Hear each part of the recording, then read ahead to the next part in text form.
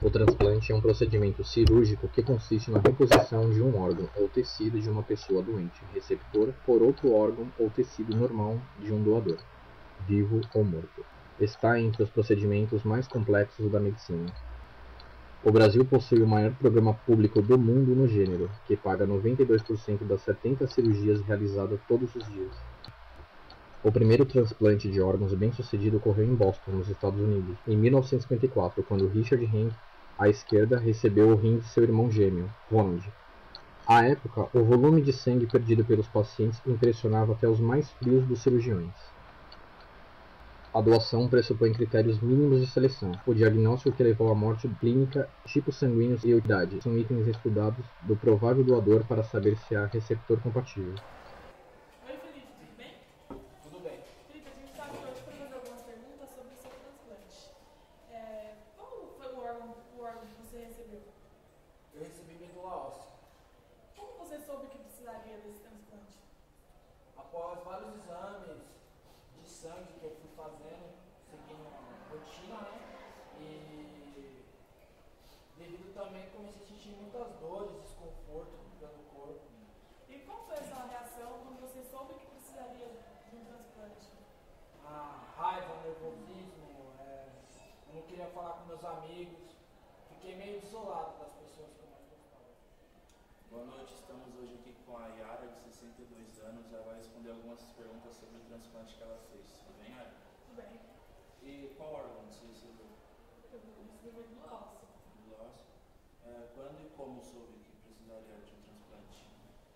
Foi quando eu comecei a me sentir fraca, com muita dor no corpo, sentia muita sonolência, então eu fui ao hematologista, que me solicitou alguns exames de laboratório e imagem. Então eu descobri que estava com leucemia e que precisava de um transplante.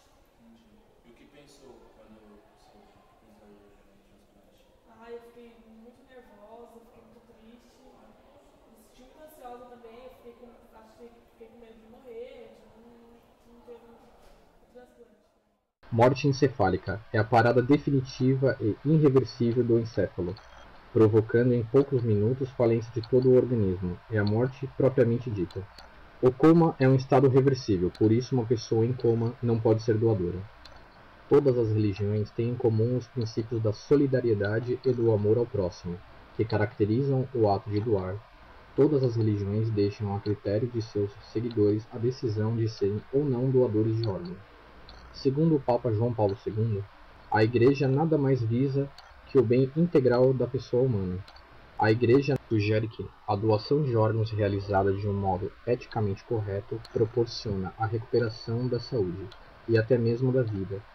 Em qualquer circunstância, métodos falhos, no respeito à dignidade e valor da pessoa devem ser sempre respeitados.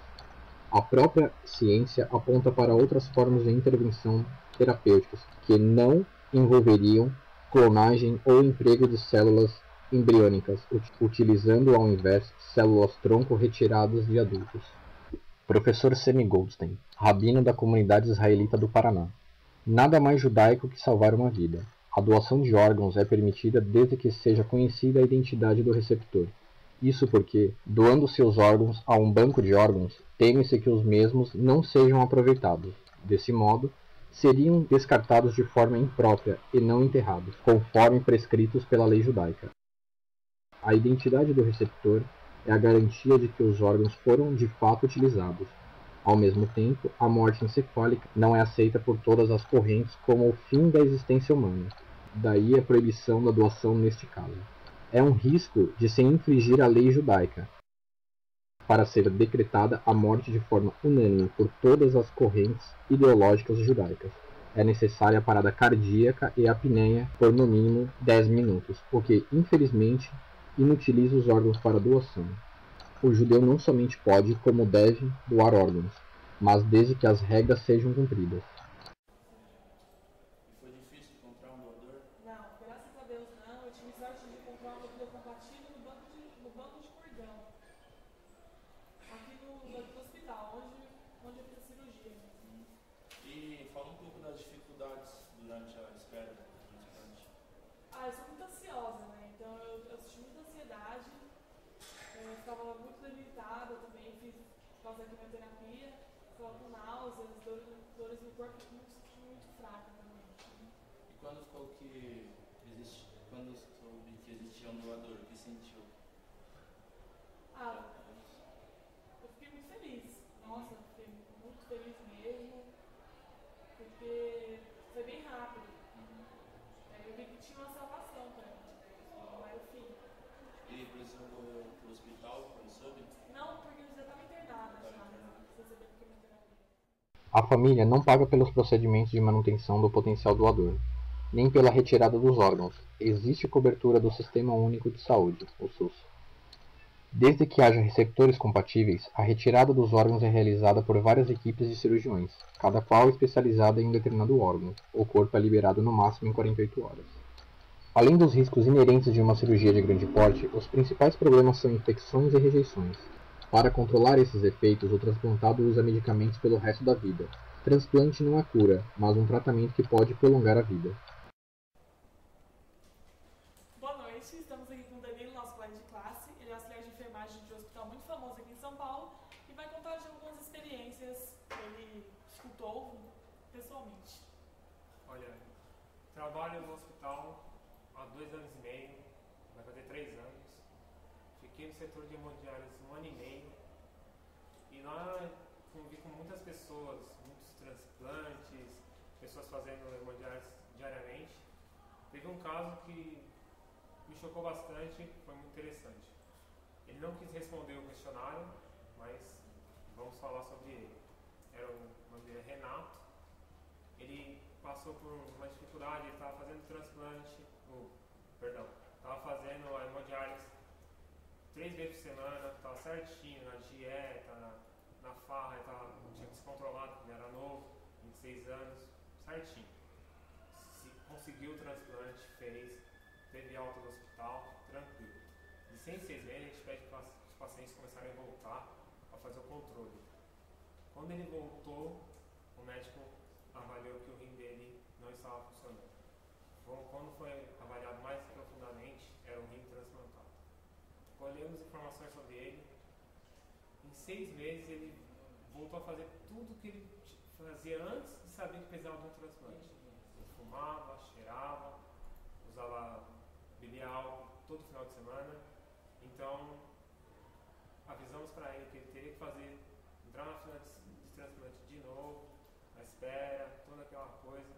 Ele ficou muito revoltado com a situação, mas foi para a fila.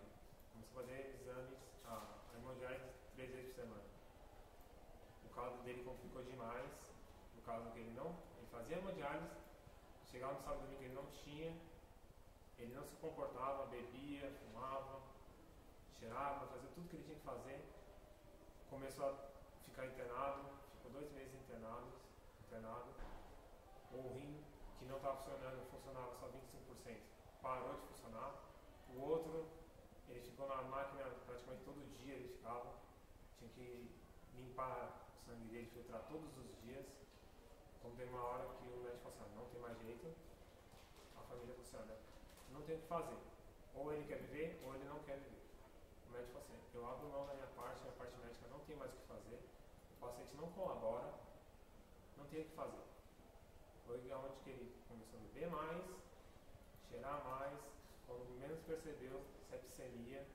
O paciente durou 1 semana e meia, mais ou menos, depois que o médico avisou para ele que se ele não colaborasse, ele não ia investir mais, porque não tinha mais o que ele fazer. Foi triste, porque ele era um rapaz saudável, morreu. Era um rapaz teoricamente saudável, queria viver. Depois que ele teve a oportunidade de conseguir um transplante, foi teoricamente rápido, ele ficou coisa de 7 meses na hemodiálise, conseguiu o transplante, não quis fazer o tratamento, não seguiu a dieta que ele fazia, o tratamento, em 6 meses ele conseguiu detonar a vida dele.